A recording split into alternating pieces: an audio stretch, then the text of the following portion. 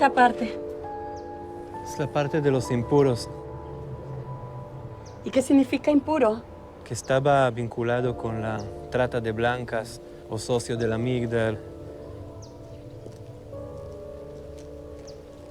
José Scholl. ¿Scholl? ¿También? ¿Traficó personas? ¿Traficó mujeres? Jacobo Rothsteins.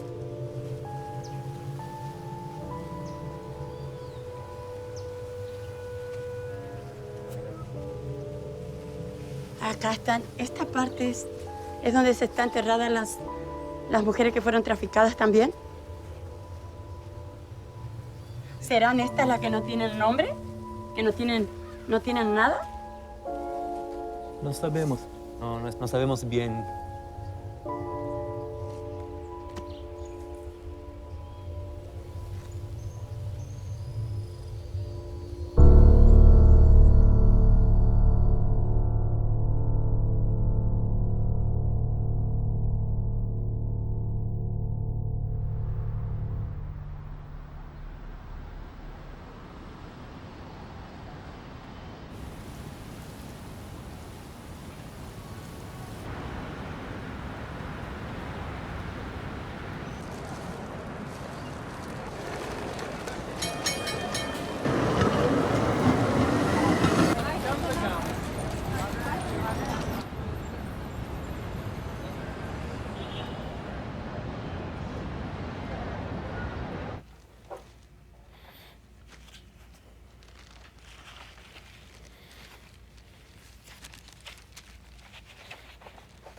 הגעתי לארגנטינה בפעם הראשונה, אוקטובר 1963, כדי לחקור את תולדות יהדות ארגנטינה, ההתיישבות וכן הלאה.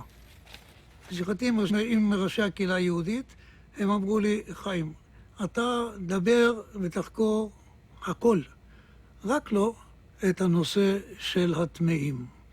למה? על זה לא מדברים פה.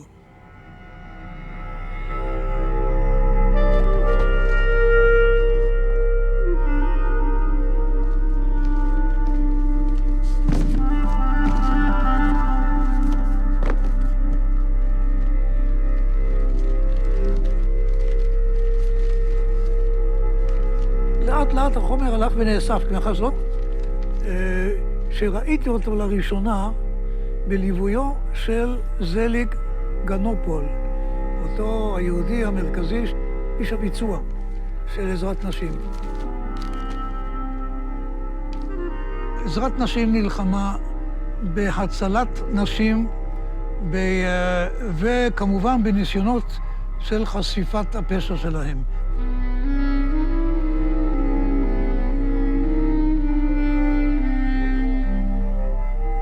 אבל יחד איתו ירדנו למרתף של העמיה, והוא הרשה לי לקחת כמה מהמסמכים כדי לצלם אותם במיקרופילם.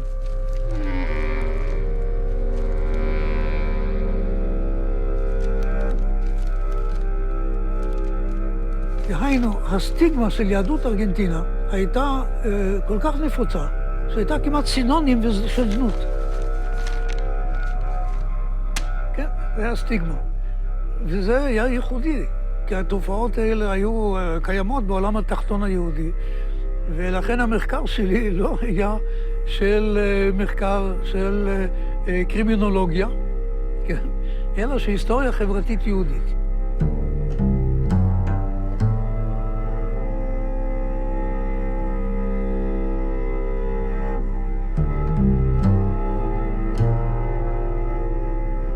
את יודעת, תשובה הגלותית, אני שמעתי אותה בלונדון, מעורך הג'ויש קרוניקל.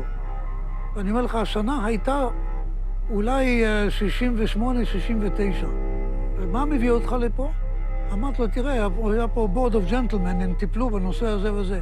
אתם הישראלים, אתם לא מבינים באיזה עולם אנחנו חיים. אתם צריכים לעבוד, לתת עזרה לאנטישמים.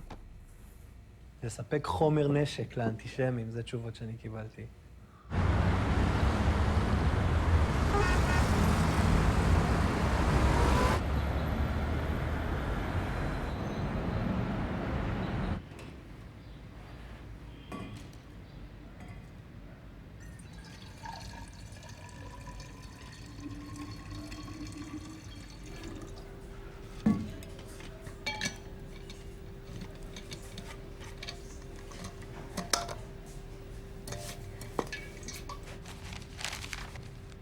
Wow, ¿y cuántos años tienen estas cartas?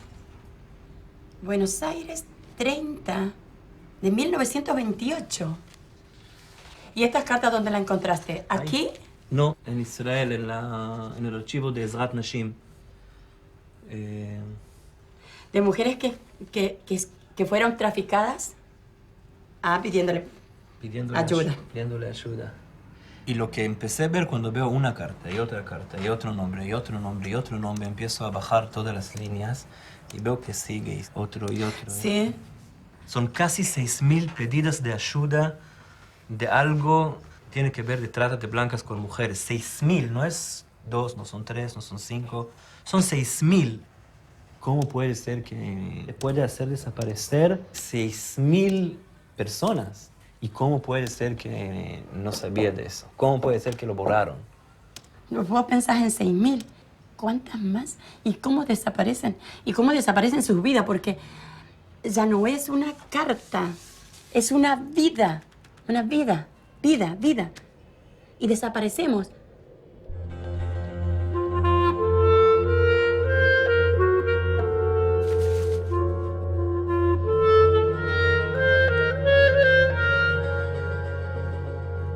Cuando empecé a trabajar e investigar sobre el tema de tráfico de blancas judíos, encontré campañas de la prensa, distintos diarios, donde durante meses hablaban sobre e informaban sobre el tema del tráfico de mujeres.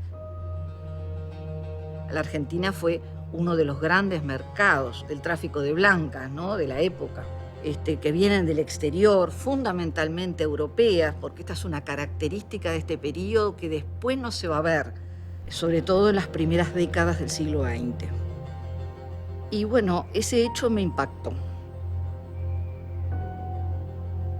El tráfico de mujeres está muy vinculado a los movimientos migratorios. Entonces allí me di cuenta que tenía que borrar las fronteras nacionales. Tenía que mirar para Europa, tenía que tratar de conocer lo que había ocurrido en Europa.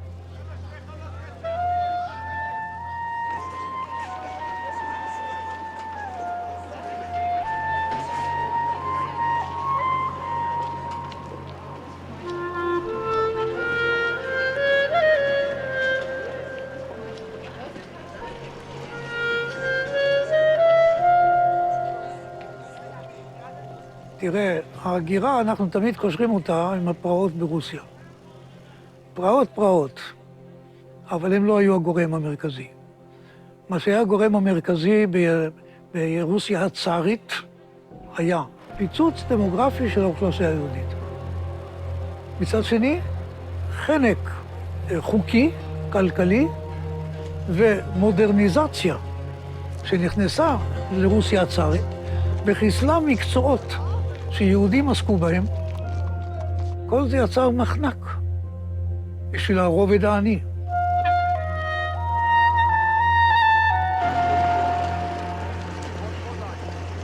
Pero mi abuela de todo eso me contaba mucho. Era gente muy pobre, trabajaban 12 o 14 horas telares manuales y con eso a duras penas lograban alimentar a la familia.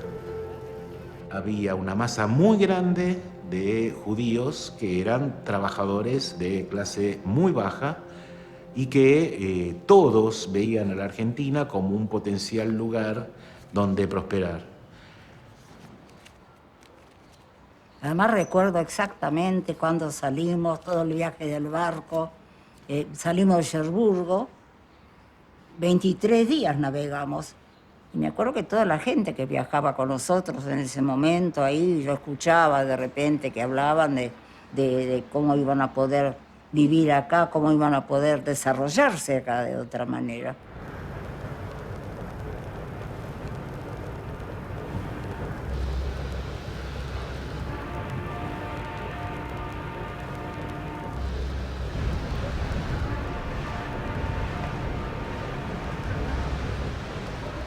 לארגנטינה זרמו, בתקופה שמשנות ה-90 ושנות ה-80 של המאה ה-19 ועד ערב מלחמת העולם הראשונה, כ6 מיליון מהגרים.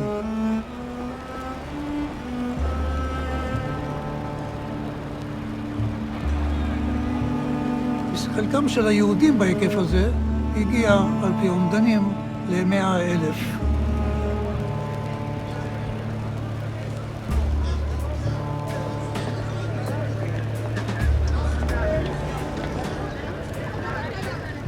Hay, por ejemplo, un texto muy gráfico que dice: los machos inundaban la ciudad por Buenos Aires. Eso empieza a mover un flujo de hombres que comienzan a observar al mundo desde otra perspectiva y saben perfectamente dónde son los lugares que pueden introducir mujeres para ser explotadas.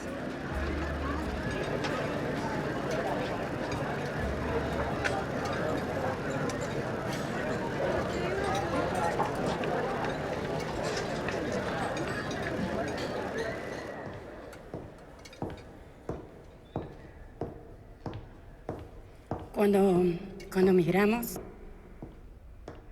dejamos familia, dejamos padre, madre, dejamos hermanas, dejamos amigas, dejamos todo lo que queremos, todo queda atrás.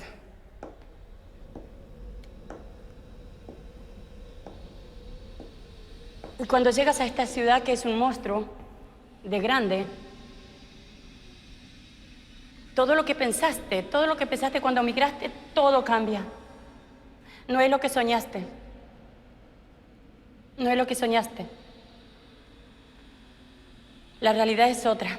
Por eso migrar es solo una ilusión de progreso.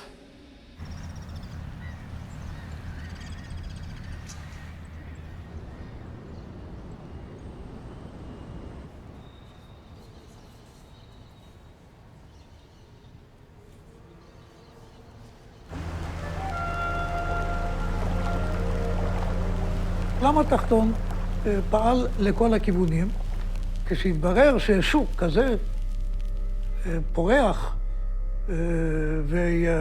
וחסר כל סיכונים, ארגנטינה, אז העולם התחתון פעל לכיוון ההוא.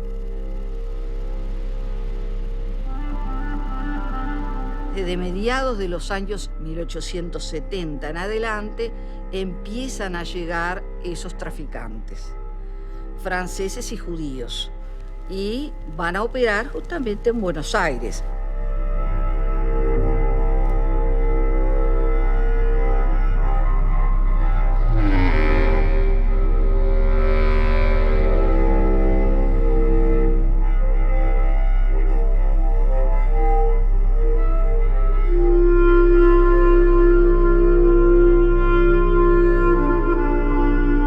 La mayoría se había dedicado en Polonia a la prostitución y los que no habían hecho sus primeros negocios en ese tema lo empezaron a hacer acá en Buenos Aires.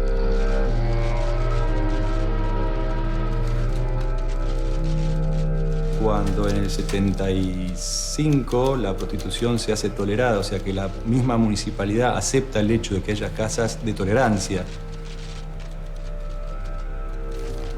bajo revisión médica y pagando patentes e impuestos, y ahí empiezan a hacer sus grandes negocios, cuando la prostitución en realidad se legaliza, entre comillas. La red de traficantes judíos, lo que llama la atención que en los distintos lugares que ellos operaron se organizaron en asociaciones de tipo de ayuda mutua. Entonces, nosotros vemos organizaciones, por ejemplo, en Nueva York. Si vamos a Brasil nos encontramos con lo mismo. Hay una asociación en Río de Janeiro, hay otra asociación en Santos, hay otra en San Pablo, hay otra en Buenos Aires, hay otra en Rosario. שצריך מישהו שידאג לסדר, שאתה לא תיקח את הבחורה שלי, שעובדת בשבילי. צריך מישהו גם כן, שבכוחות משותפים ישלם למשטרה. En el año 1906 fundan a través de la comunión de todos ellos la Sociedad de Rufianes, que en ese caso era conocida como la Varsovia porque la mayoría eran polacos.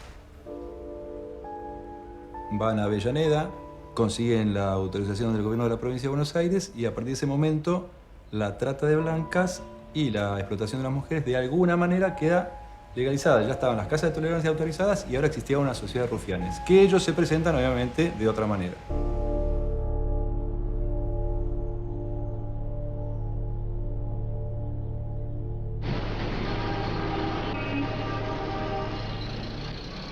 ¿Y por qué se permitió la prostitución?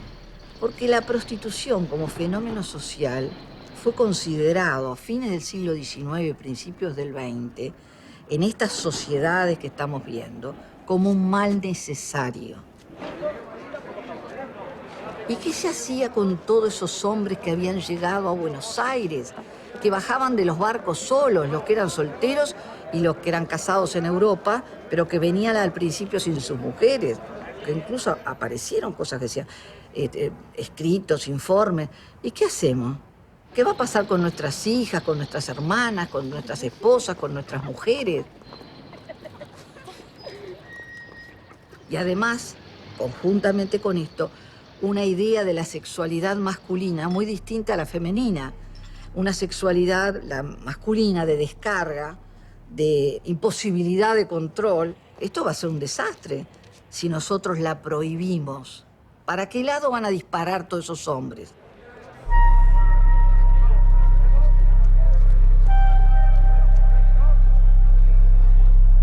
Y ahí aparece la idea de esa doble moral sexual, donde hay mujeres honradas y hay prostitutas. Entonces son los dos tipos de mujeres que ese discurso moralista establece.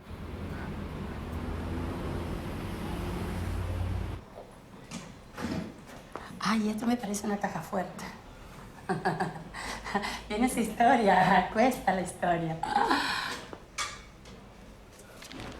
Ay, y que hay que tratarlo con mucho cariño. De las prostitutas. Será considerada como prostituta toda mujer que se entregase al acto venéreo con varios hombres. Las prostitutas deberán someterse a las prescripciones siguientes.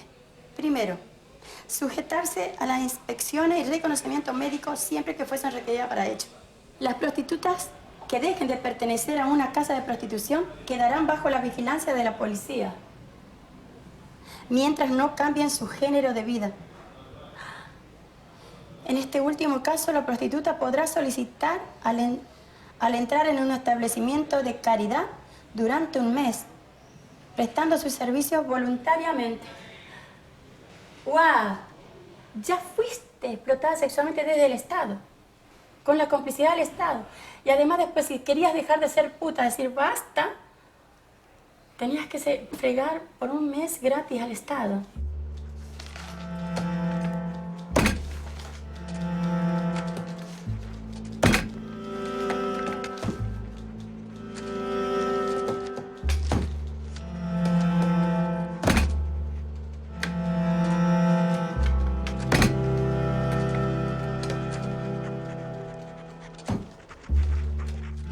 נשים הם הביאו, כמובן ברובן הגדול המוחלט ממזרח אירופה, או יוצאות מזרח אירופה גם בלונדון.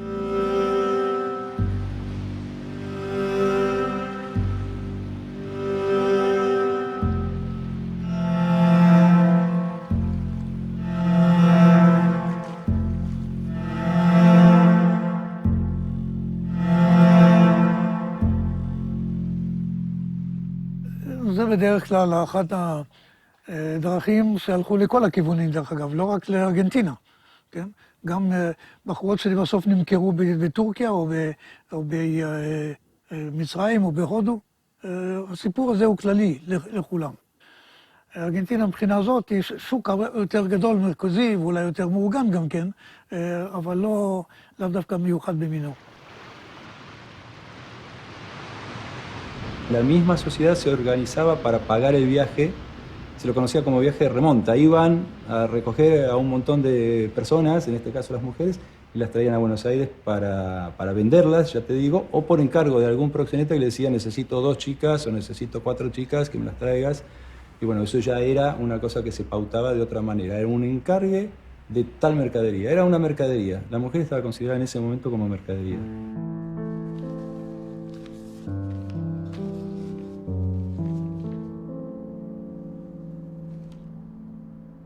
Año 1906. Ese año cumplía yo 20. El amigo Salomón, un viejo vecino, me insinuó la idea de buscarme un marido. Y mis padres resolvieron hacer una pequeña fiesta. Invitamos a varios vecinos y a Samuel Feder, un compatriota elegante que venía de la Argentina, país rico, donde había amasado una fortuna considerable. Feder, desde que llegó al pueblo, paseó su indiferencia por todos lados. A nosotras, las mozas bonitas, nos asediaba con sus declaraciones. Con motivo de la fiesta, Feder tuvo aquella noche en casa. Mejor dicho, lo tuve toda la noche a mi lado. Ni por un instante cejó en su empeño de conquistar mis simpatías. Me habló de la Argentina en una forma que por momentos me sugestionaba. Mis padres no veían con malos ojos que un compatriota de la talla de mi cortejante se interesara tanto por mí. Yo, en cambio, experimentaba en mi fuero interno cierta desconfianza.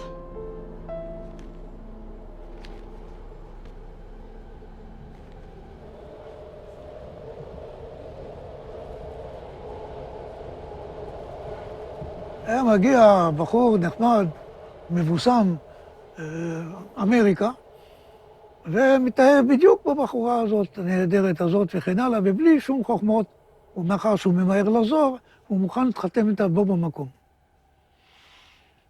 עורכים חופה וקידושים, מוצאים רב שמקדש, כמובן על רישום אזרחי לא קיים, אנחנו נמצאים ברוסיה, רבתי, כן, כולל פולין, וגם מי שם בראש, התחתנו, כדת משה וישראל, יש כתובה.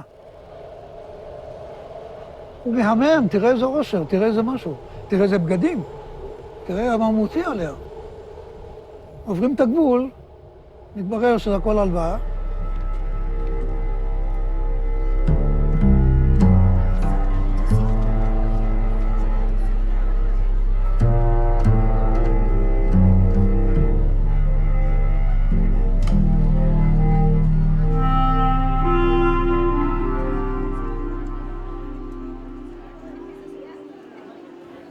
Imagínate una mujer que llega de otro país sin conocer la cultura, las leyes ni el idioma y le dicen, bueno, ahora sos esposa de este hombre y este hombre necesita de tu servicio porque necesita el dinero y vos vas a tener que prostituirte para dárselo a él.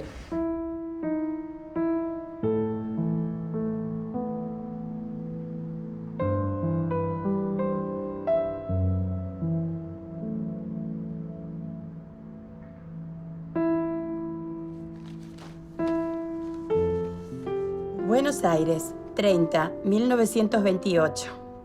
Señor presidente, me dirijo hacia usted para que me den una mano de ayuda y se enteren qué ha hecho un hombre de mí. Me casé con él, yo tenía 15 años, a disgusto de mis padres, porque yo lo amaba mucho.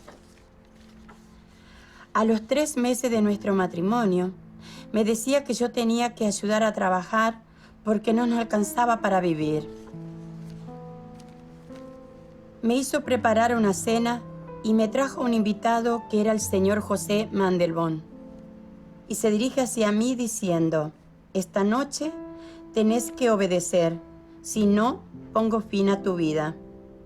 Yo, acobardada, me escapé con un grito al patio, pero él se apresuró y me atacó con un bofetón en la cara, que yo creí quedar ciega, y no pude defenderme, y acepté su pedido por miedo.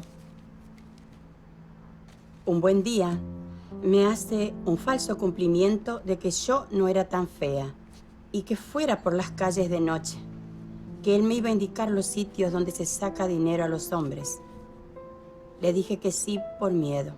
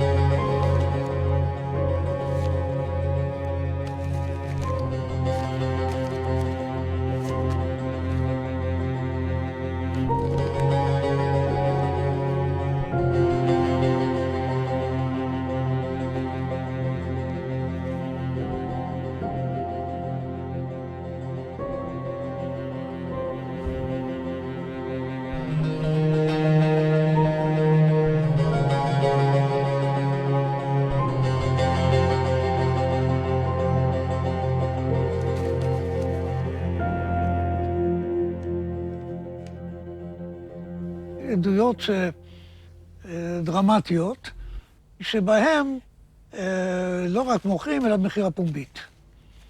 לכל המרבים במחיר. מבעלי הבתי בושת. מה זאת אומרת? שמים אותה... כן. ערומה, לא ערומה, מסתובב, כך ואחרת. אתה יודע מה, הצגה כזאת אפשר גם להזמין את הקליינט הקבוע בבית הבושת, שזה השופט משמו, או קומיסר משטרה.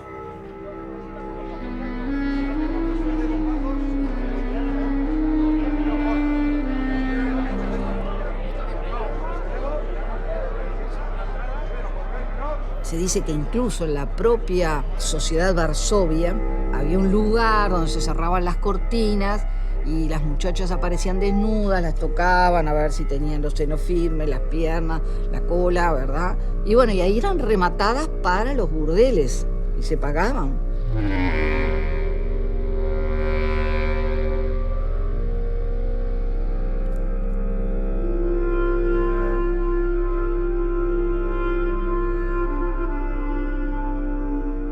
החל משנת 1887 יש מרפאת מין שבאה כמובן להגן על הקליינטים. ויש רישום של זונות חדשות שנרשמות כזונות במרשם כדי לקבל אישור, כדי לקבל רישיון נהיגה, רישיון פעולה. Tengo 2 registros. Este es de Tres Arroyos, provincia de Buenos Aires. Vos ves este registro, lo que tiene es, dice el nombre y los datos de la mujer, el tipo de nariz, de boca. Es bien criminológico. Suena raro. Mirá, este es del municipio de San Fernando. Es muy interesante porque tiene 860 mujeres registradas. Y lo que tenés que ver es que no están los datos de las mujeres, su aspecto físico, sino que lo que es más importante es la entrada y la salida. ¿Sabes cómo se llama eso en la prostitución? Cuando te rotan como puta. Plaza. Te tienen de 15 a 20 días en cada prostíbulo para que vos seas carne nueva, entre comillas, para los varones prostituyentes de ese lugar. Así entonces, a estos varones que demandan prostitución no se aburren de verdad. Bueno, la cosa se ve que no ha cambiado, porque si te fijas, las entradas y salidas duran 15 días, una semana. Sí. Tiene el sello de contaduría, porque lo que importa acá es el comercio. El dinero que ingresa al municipio, a la policía, a los rufianes, en base al cuerpo de estas mujeres.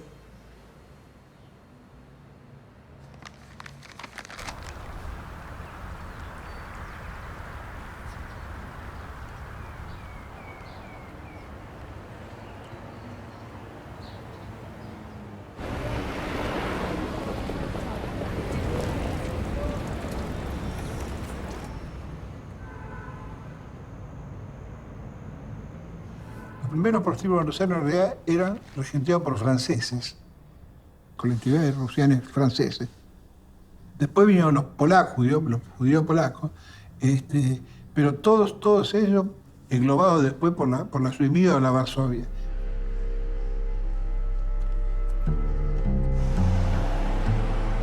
Ahí empieza a verse claramente el poder económico de la sociedad de Varsovia. ¿Qué hacen? Construyen edificios específicamente para la instalación de prostíbulos. El Petit Trianon, el Elegante,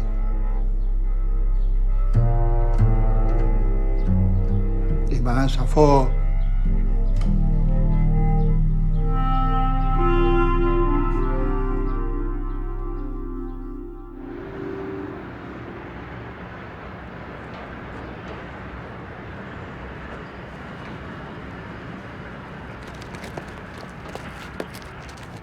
Estas fichas se usaron desde el sur hasta Rosario.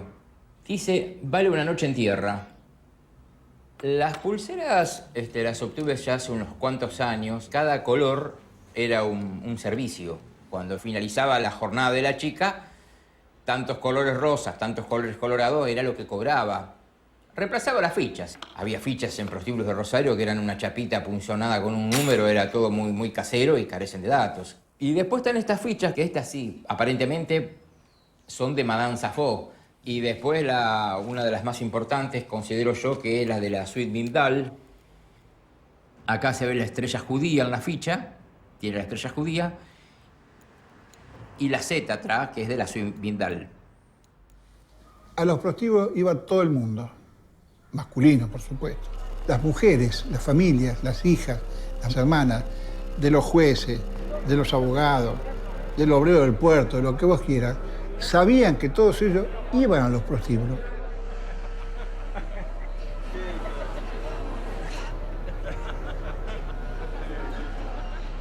También venían desde Buenos Aires. Había incluso un servicio de ferrocarril que llegaba los sábados a las 6 de la tarde, por ejemplo, y salía el otro día a las 6 de la mañana, volvía, y venía lleno de hombres. En los barcos todo el mundo decía, bueno, si va a Argentina, visita Rosario y visita Pichincha. Ahí hay lindas mujeres y la va a pasar bien, hay hoteles, hay...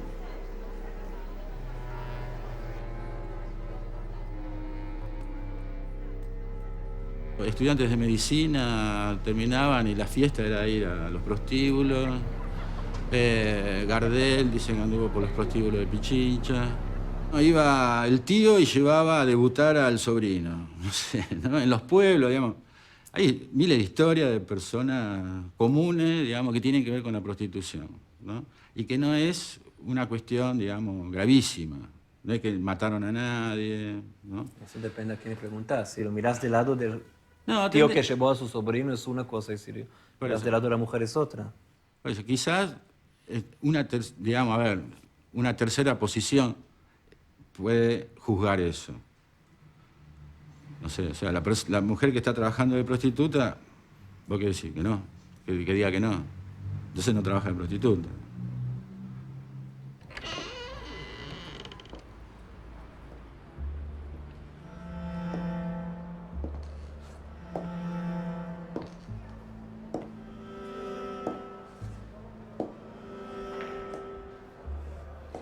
Estaba en una de las casas de la Migdal.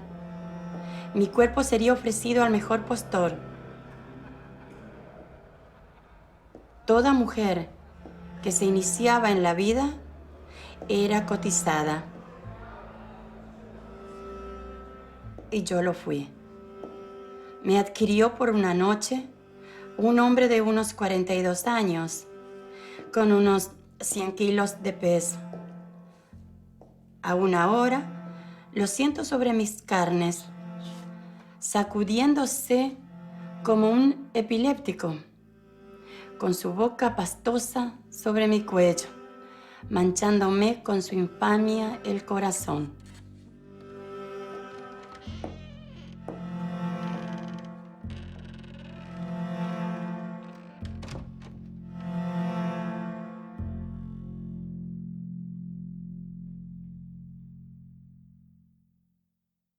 Pensemos en un lugar donde las prostitutas tenían obligación de vivir. Hablo de los artículos del reglamento. No podían tener otra vivienda que no sea la del prostíbulo. Ellas tenían que pagar la ropa que les obligaban a usar y la comida que les ofrecían. Además, una vez por semana eran obligadas a tener lo que se llama la inspección vaginal.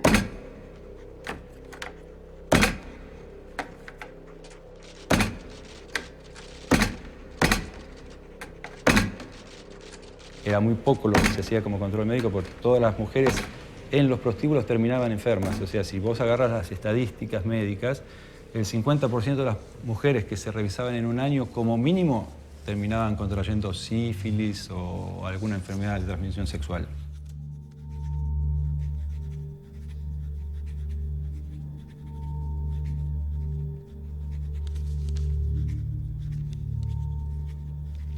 Estaban condenadas a trabajar a destajo, atendiendo 30, 40 hombres por día, una cosa realmente denigrante. No tenían posibilidades, digamos, de recuperar la libertad, digamos, entre comillas, ¿no? Porque, digamos, el negocio, el rédito del negocio para ella era escaso, es decir, la mayor parte quedaba para la madama, para la organización y para sus propios gastos. Una situación que plantea y demuestra el tráfico de personas son los números. Dispensario era el lugar donde se tenían que anotar las prostitutas. Entre 1889, que es cuando inicia el registro, hasta 1910, que coincide con el censo nacional, se inscribieron 3.000 mujeres de origen judío que trabajaron en la prostitución. La población de mujeres en Buenos Aires en esa época, de origen judío, era de 6.000. O sea que a las claras habla que el 50% de las mujeres judías que vivían en Buenos Aires eran prostitutas que habían sido traídas de Europa. El porcentaje es lo que manifiesta el tráfico de personas. Eso es lo que nos marca a las claras que esas mujeres habían llegado transportadas por alguien. ¿Y quiénes las transportaban? Los miembros de la Varsovia.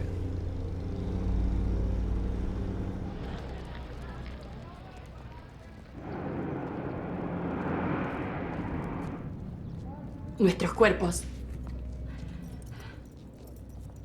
sostienen este gran negocio que es la prostitución y la trata de personas.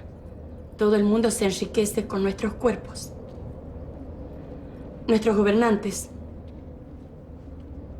varones, mujeres, los negocios, hasta el kiosco donde está parada una mujer prostituida se hace su plata.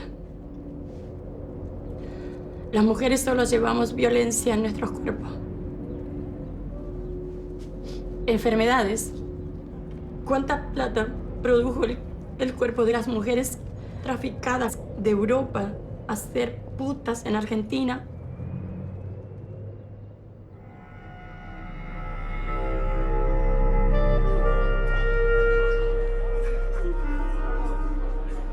En el año 26, la Varsovia compra un edificio en la calle Córdoba, una casa muy lujosa.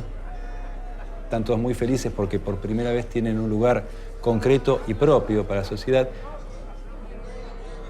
Es un edificio que tenía varias habitaciones, hacen su sinagoga, su templo. En el templo hacían sus ceremonias y también se hacían los casamientos. También se habla de la sede de la Migdal en Córdoba 3280, lo que era, que también tenían adentro una sinagoga. Por supuesto. Y prostitutas. Era el local del gremio, era una ONG legalmente constituida, con balances, sí era legal. Era tan legal como una librería o otro negocio legítimo. Hay que un poco desdramatizar el tema.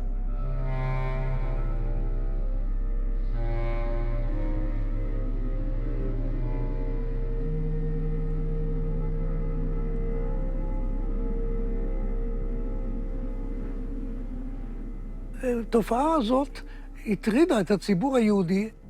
היהודים ממזרח אירופה דיברו אותה שפה, הופיעו באותה צורה.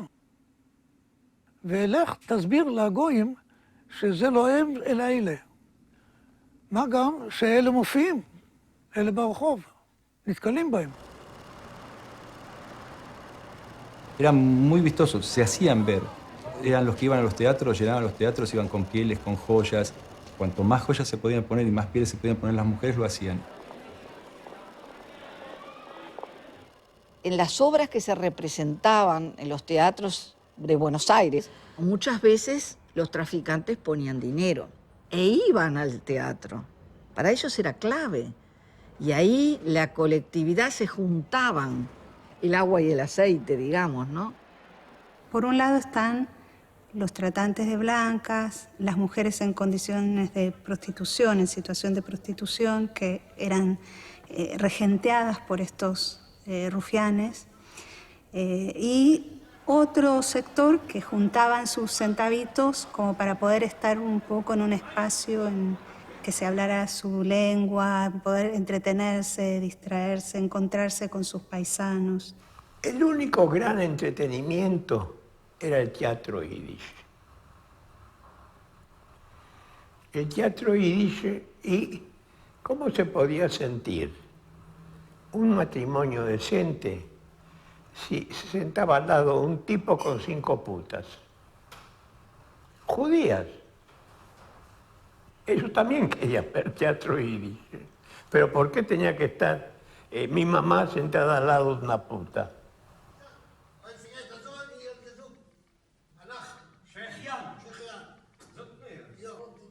Era un espacio donde podían mantener su poder y también podían ofrecer a sus chicas, que después iban a trabajar tal vez con algunos de los que estaban con sus esposas entre el público. Los primeros grandes actores del mundo judío que llegan a la Argentina llegan financiados por los rufianes.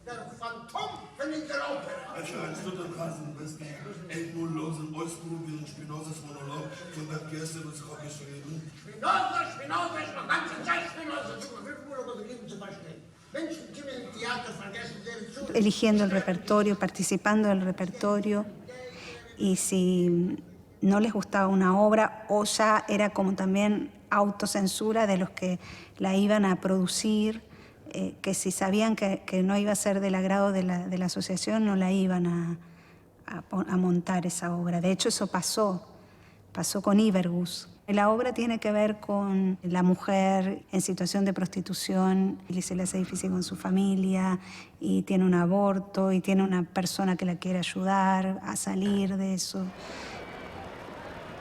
Pero generó una situación de mucho enfrentamiento y hace que el conflicto se haga más explícito todavía. Se armaban cada bataolas terribles a veces, porque claro, era una olla de presión eso, ¿no? Entonces, bueno, algunos decían, ¿cómo puede ser que nos dejamos arrebatar los teatros porque tienen dinero? Pero eran los que tenían dinero, entonces los dueños de los teatros decían sí, pero los que mantienen todo el teatro no es la colectividad decente, entre comillas, sino que son los traficantes. זו הייתה בעיה גדולה, של הנוכחות שלהם והבלבול שלהם עם החברה האחרת. סוחרי האנשים, הטמאים, כפי שיהדות ארגנטינה קראה להם, דטמאים, כן? הטמאים, כן? וזה היה חלק מההתבדלות מהם. לא היה דבר כזה, לא בארצות הברית, במקום שהיה עולם פשע יהודי, בבתי זונות וכן הלאה. התרעומת הגיעה לכוח כזה שאפשר היה לתלות שלט אשר אמר לטמאים הכניסה אסורה. כאן גם מקור הכינוי טמאים מתועד. והתוצאה הייתה שגירשו אותם מתוך תחומי התיאטרון.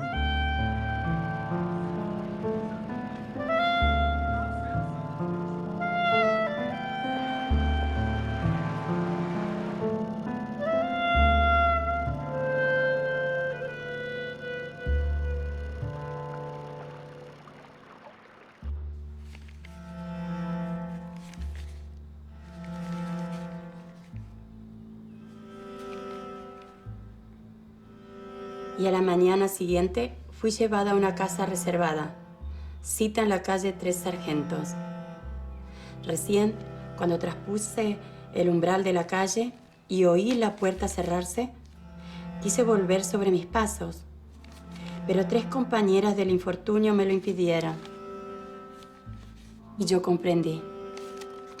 Escapar de las garras de la amígdala era una locura de niño. Los medios de que se vale la asociación para evitar la fuga de una de sus víctimas son tan amplios y tan eficaces que nada se puede contra ellos. Lo que cuenta ella, la pasamos muchas mujeres y la seguirán pasando. Escapar de la prostitución y de la trata de personas es casi imposible.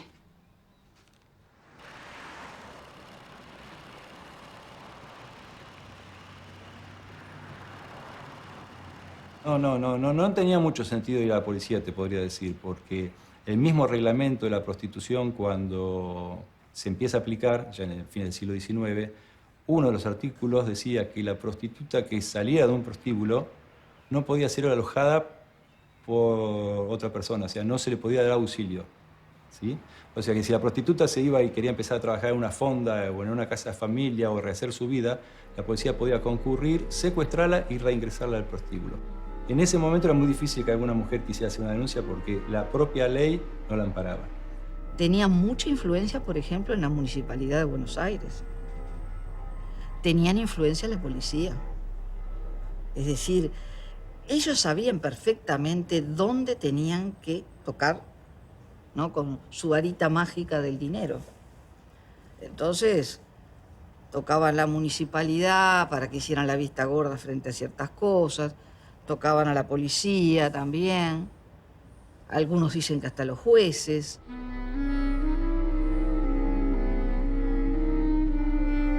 התוצאה הייתה שהסרסורים בעלי בתי הבושת מכל העדות, צרפתים וארגנטינאים ואחרים והיהודים, למעשה היו יד ביד עם המשטרה, מה גם שהם לא היו עבריינים. Hoy unter dem Himmel liegt die Stadt Buenos Aires. Oh, kein Gott ist nicht auf der Welt. Als benimmt seine junge Schöne Meidala men firta becca in Buenos Aires. Men nemto fra 6 milioni nega.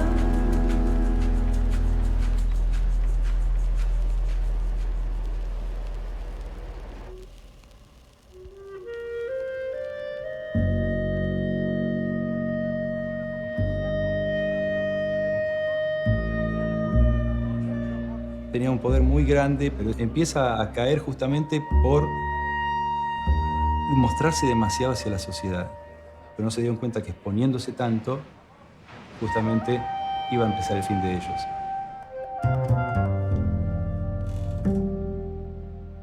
Entonces acá los quisieron segregar, porque toda la actividad que hacían era moralmente detestable y en algún punto ilegal también, porque si bien la prostitución estaba aceptada, la trata de personas no lo era.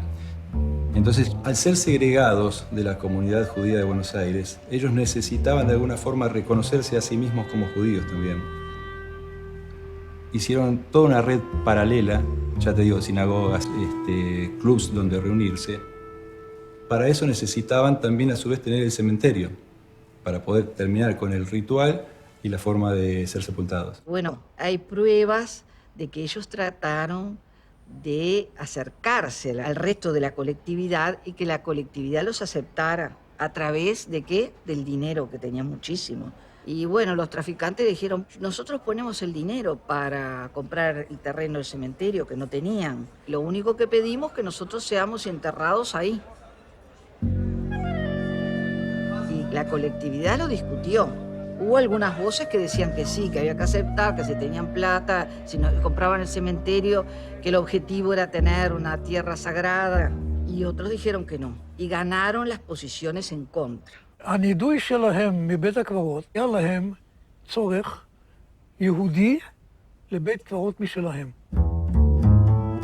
נוח טראומן הוא הדובר הראשי בהתארגנות הזאת שנועדה כדי ליצור את הסטטוטוס, את התקנון שלהם, לקהילה היהודית מרוקאית באביאנדה. שבצדו האחד הם, בצדו השני הקהילה המרוקאית.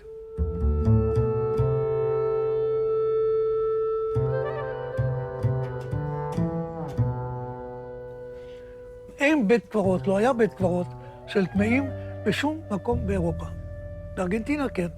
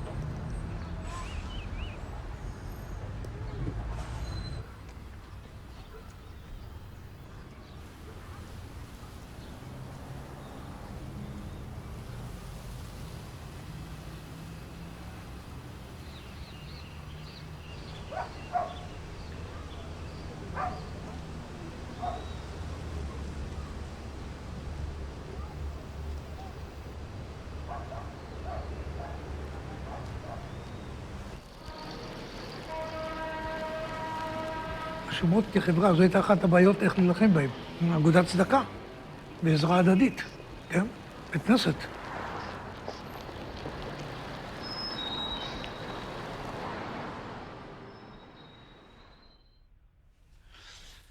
כאן נכנסה עזרת נשים, עם תקציב מאוד מועט, אבל מצד שני, עם סמכות שהמשטרה הייתה מוכרחה לכבד אותה. מפני שלכאורה הם הגיעו בשם ארגון מלונדון.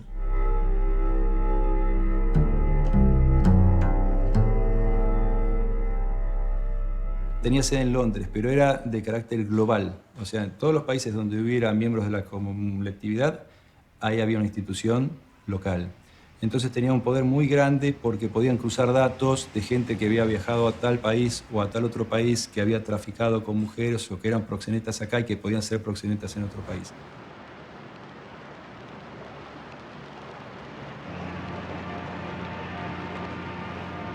כי סך הכל מה הם מימנו? מימנו אדם שיגש לאוניות, יהיה מספיק מקורב לרשויות כדי לקבל אינפורמציה מי נוסעת לבד ולנסות לעקוב עם מי היא מתחברת וכן הלאה. אנחנו מדברים על אוניות בלשון רבים. אנחנו מדברים על תקופה שבה 10,000 ירדו בכל חודש כמעט, אבל ודאי כל חצי שנה, בנמל בונוס איירס.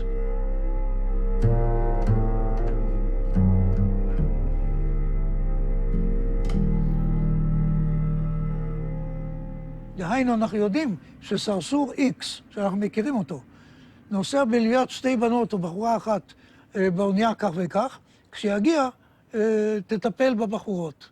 בסרסור אפשר להגיע, אפשר לטפל.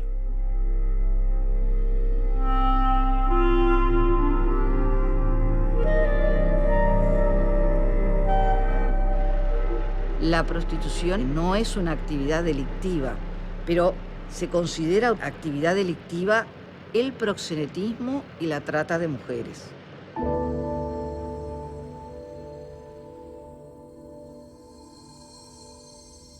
Entonces empiezan a aparecer voluntad de un reconocimiento y un castigo a las actividades de los proxenetas y traficantes. Entonces, en 1913, Alfredo Palacios logra la sanción de un proyecto de ley contra el tráfico de mujeres en la Argentina, creando incluso penalidades rigurosas respecto a esa explotación, y fue el elemento fundamental que guió la lucha contra el proxenetismo y el tráfico de mujeres en los años siguientes.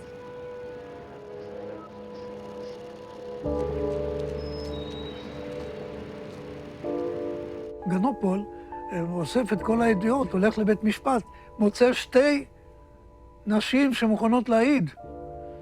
בית המשפט מזמן את ראשי הפושעים ואומרים, לי יש מספרה, אני סוחר בבדים. והאחראי שצריך לדווח לבית המשפט הולך ומביא את הגרסה שלהם ומזכים אותם.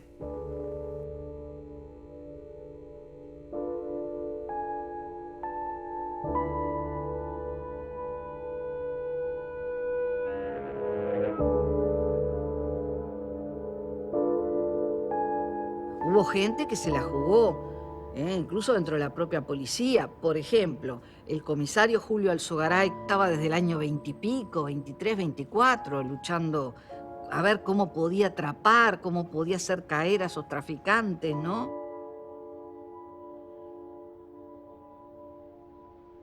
En el barrio de Once, donde está la comisaría séptima, había muchos prostíbulos. Y él trataba siempre de luchar contra toda esa organización que a su vez tenía vínculos con la jefatura en la que él trabajaba. O sea que él era como una especie de elemento poco frecuente en la comisaría, en la policía. El 31 de diciembre de 1929 se presenta ante Julio Alzogaray Raquel Lieberman a denunciar que ella fue engañada, que esa es la primera denuncia contra Tsui Migdal y José Salomón Korn.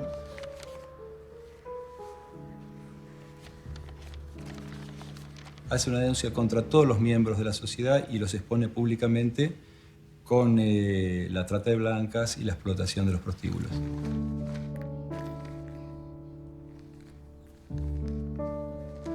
El proceso tuvo origen en la denuncia de una mujer explotada, Raquel Lieberman, contra Salomón José Korn, quien después de estafarla, la obligó por medio de violencias a que volviera nuevamente a ejercer la prostitución en su provecho. Que dicho escrito manifiesta que se trata de una sociedad tenebrosa, perfectamente organizada y que reúne en su seno a una gran cantidad de explotadores de mujeres, que las mujeres explotadas están perfectamente fichadas. Se organiza su introducción, traspaso y venta como si se tratara de mercadería. Después se indica que la corporación no puede perseguirse eficazmente porque las víctimas no acusan y los socios rufianes cuentan con mucho dinero e influencias poderosas, por lo que casi siempre salen bien en los procesos, encargándose de difundir esos triunfos judiciales, con los que impresionan a sus explotadas. En el interín también es amenazada por otro personaje, Mauricio Kirstein. La amenaza que si no retira la denuncia, él le va a cortar la cara, se lo dice con toda claridad.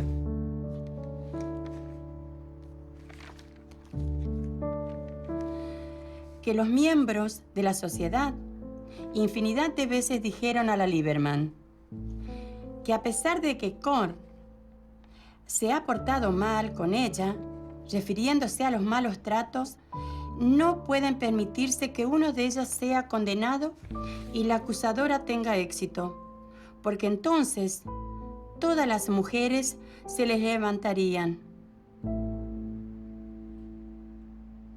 Y esa denuncia, cuando se dan cuenta tiene suficiente sustento, es llevada a la justicia y recae en el juzgado de juez Ocampo.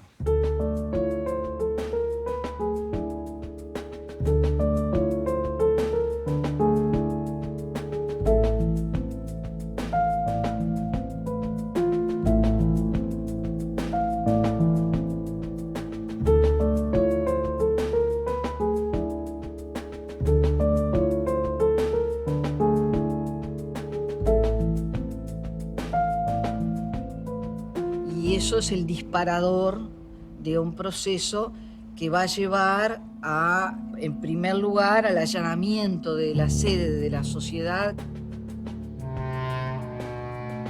y al pedido de detención de los integrantes de la asociación, que eran unos 400 y pico de integrantes.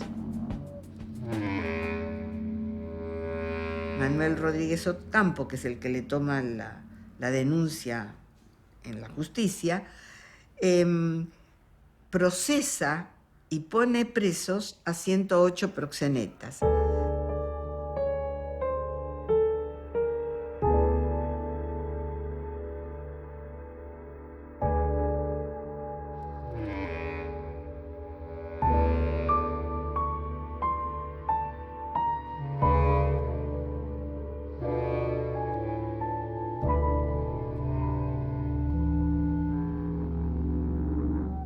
זה נגמר לא טוב. איך זה נגמר? נגמר שהפושעים מצליחים לגייס את עורכי הדין הגדולים ביותר, שרי משפטים לשעבר וכן הלאה וכן הלאה. אלה מתחילים להטיל דופי באוקמפו. שופט חוקר לא פונה לעיתונות, זו הטענה שלהם, אתם פניתם לעיתונות. דורשים להחליף את אוקמפו בשופט אחר, לקחת את התיק מידו.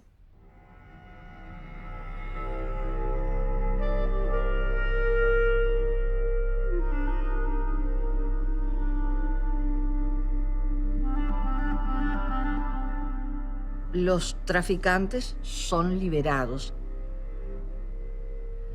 por considerar que no hay pruebas de que los objetivos de esa asociación haya sido una asociación para delinquir.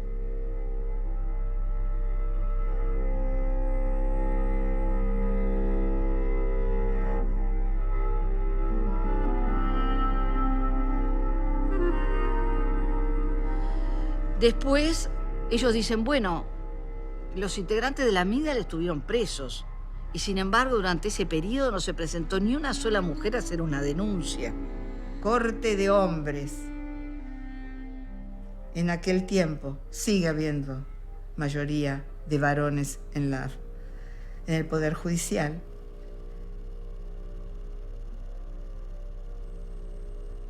Las mujeres que fueron esclavizadas, prostituidas, maltratadas por la reglamentación, sabiendo que los van a soltar a estos 108 prostituidores, ¿cómo se van a animar a presentarse?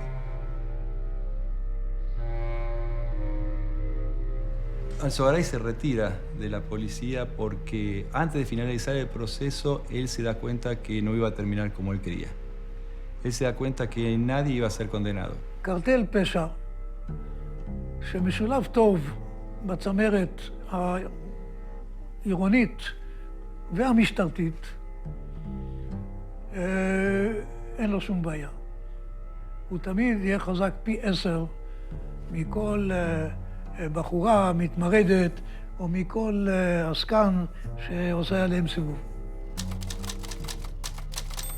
Eso genera una reacción en la sociedad tremenda. Entonces aparecen las presiones. Pero ¿cómo podemos hacer esto? ¿Cómo podemos liberar si sabemos que estos individuos eran traficantes de mujeres?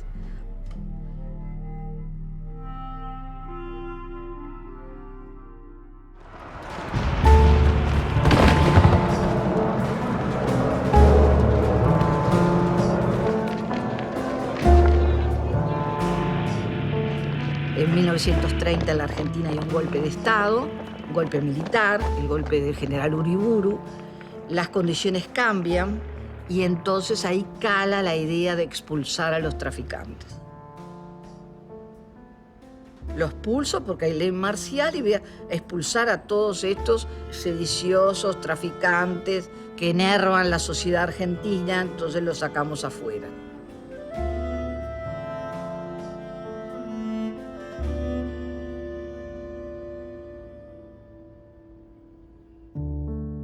...30 de diciembre de 1936... Ministerio del Interior... Ley 12.331... Artículo 15...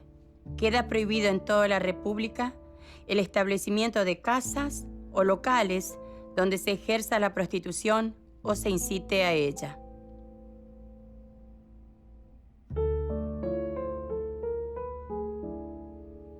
Raquel Lieberman, con su valiente actitud, impulsó el proceso que culminó con la derogación de la prostitución legalizada.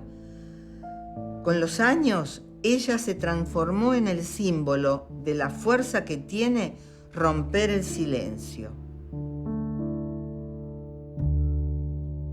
En un programa de televisión estaba Mirta Shalom mostrando una foto que yo reconocí como de mi abuela y hablando del tema de prostitución, de Sweet Migdal, de la denuncia que ella hizo.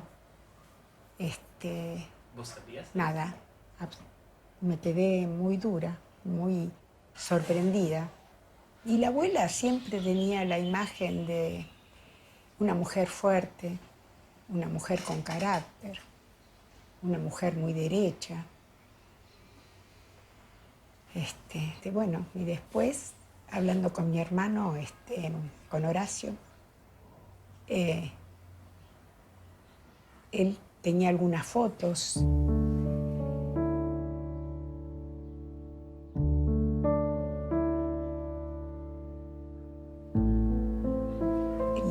Y bueno, y fuimos mostrándole a Mirta esas fotos y fuimos enterándonos de qué vida tan dura,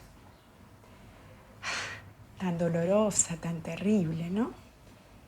Y nunca se había hablado.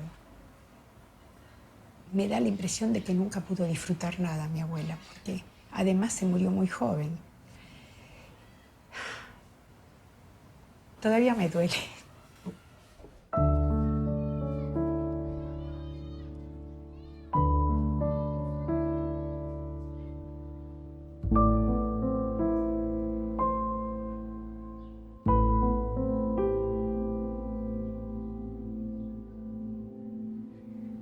Para mí hicieron un pacto de honor entre los dos hermanos para decir nada, ¿no? Con mi tío, mi papá ya había muerto, y traté de indagar con él, y él... ¿Y por qué pensás que no quería hablar de eso? Y se ve que había mucha culpa, mucha vergüenza. Mi madre puta, manoseada por 40, 50 tipos por día. No sé, debe ser fuerte. Yo no lo comparto, yo lo diría. Y más con la actitud que tuvo ella.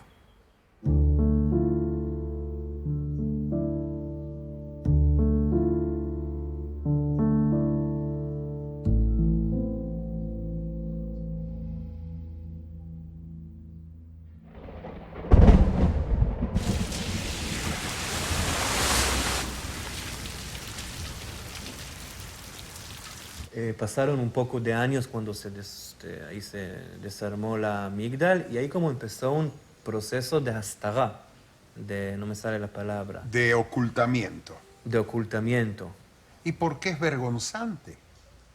Una vez que denunciás, pasás a estar marcado y el no judío no sabe quién es y quién no es. Y se ocultó. Se ocultó para permitir que esa primera y segunda generación no sea estigmatizada. Ese fue un criterio sano. ¿Pensás que funcionó? Y sí, porque me sobran los dedos de una mano para nombrar a gente que estuvo vinculada, apellidos que estuvieron vinculados, fuera del libro del comisario Alzogaray.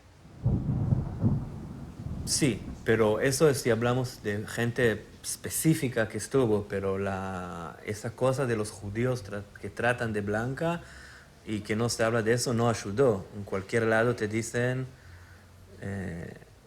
y justo vos lo dices Yo lo dije, también, es eso. ese ocultamiento ayudó a una familia, a dos familias, pero no ayudó como a la comunidad.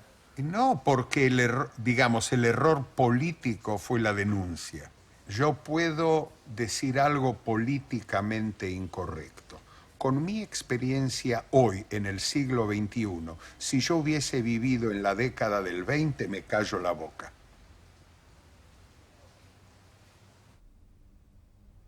אני חושב שהוא טועה, כי הבעיה של ארגנטינה בתודעה היהודית הכללית לא הייתה ההתארגנות של הטמאים, הבעיה הייתה של השוק האדיר הזה של תצרוכת זנות, ששמו ארגנטינה.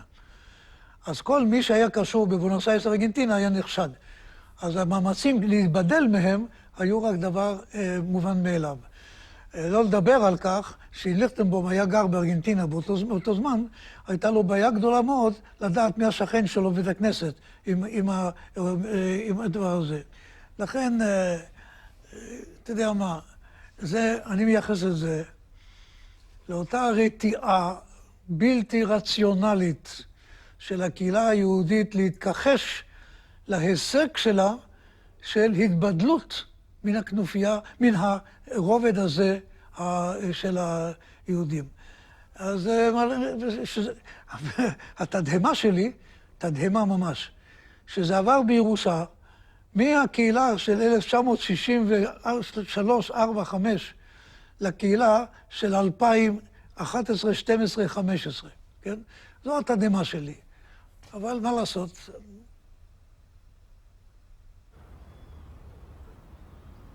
Pero cuando nosotros seguimos el proceso, ¿y qué pasó? Porque uno se pregunta, ¿y qué pasó? ¿Se fueron todos? ¿Desaparecieron? ¿Dónde fueron? ¿Dónde fueron? ¿Dónde están? Y ahí viene la otra parte, el epílogo. Están en muchos, están en los cementerios de Granadero Baigorria en Rosario, están en el cementerio de La Tablada en Buenos Aires, están en el cementerio sefaradí de La Tablada también.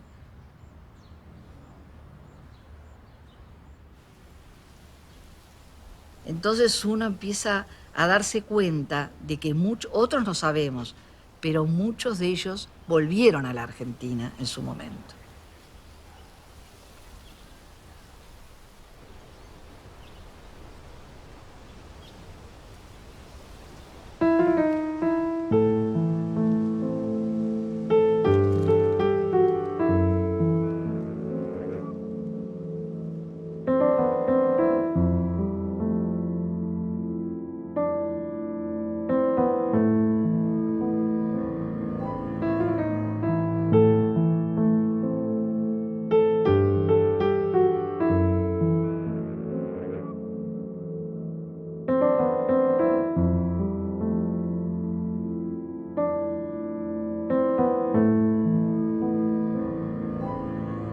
Pero la pregunta muy interesante es, ¿y dónde están las mujeres? No sabemos. Algunas aparecen en el cementerio de La Tablada, tumbas que no tienen nombre, ni una identificación. Porque en general muchas veces a las prostitutas se hacía eso, no se las nombraba, no se sabía, se las colocaba muchas veces esas tumbas frente a los muros del cementerio y ahí quedaban, ¿eh? Entonces es terrible lo que significa el olvido, ¿no? Y la pérdida de su identidad también como personas. Es decir, no son nada, es un pedazo, una lápida que no dice nada.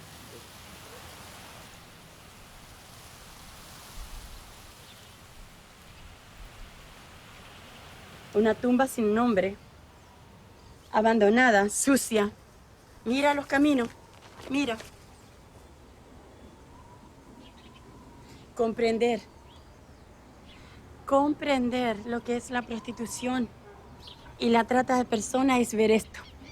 Miras esto y comprendes la violencia que sufrimos las mujeres, que sufrieron las mujeres que han sido putas y enterradas aquí como impuras, cuando los impuros son los varones que han usado los cuerpos de esas mujeres. Los impuros son esas personas que han traficado y han hecho su negocio. Y los impuros son aquellos que todavía quieren ocultar detrás de este paredón el dolor de miles de mujeres que no lo van a poder hacer, no lo podrán hacer jamás. Porque mientras haya una persona que rescate la memoria, no lo van a poder borrar nadie, ni siquiera con miles de paredones.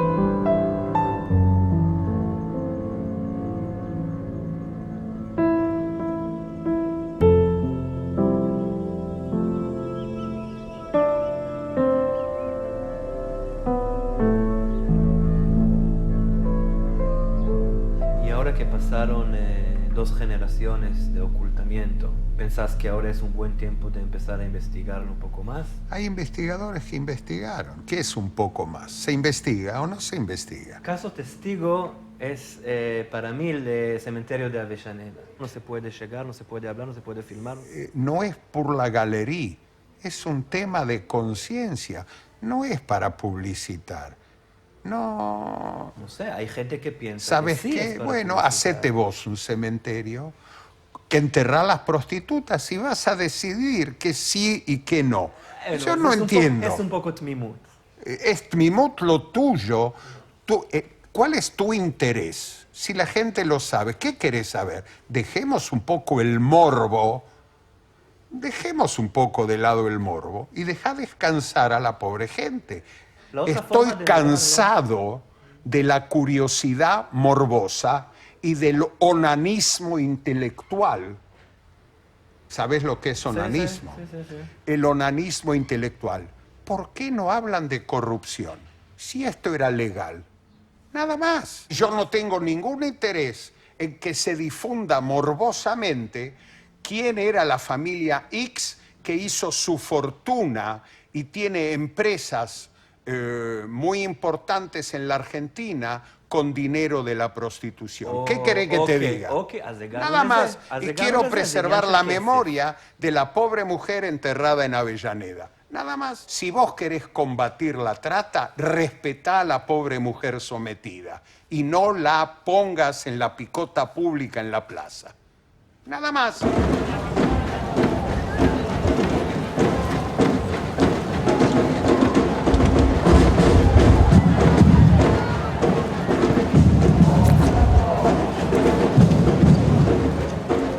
Yo digo que la única forma de luchar, o por lo menos la que he encontrado, es dando el rostro. Mírame, mírame. Así, mírame porque he sido el producto tuyo como varón que va de puta. El resultado de tus políticas públicas. ¿Qué hice yo para que ella fuese puta? ¿Qué hice yo? Miré para otro lado mientras ella la hacían la puta de todos ahí en Pichincha. ¿Qué hice yo allí, en esos lugares donde ellas fueron traficadas? Miré para otro lado. Mis abuelos miraron para otro lado. Porque todo el tiempo tratamos como sociedad de tapar. Hay que mostrar ese rostro. Que no queremos verlo. Devolverle la dignidad que la prostitución la robó. Mírame, acá estoy yo. Esta soy yo. Pero hay que mostrarlo. Es necesario para construir una sociedad menos violenta.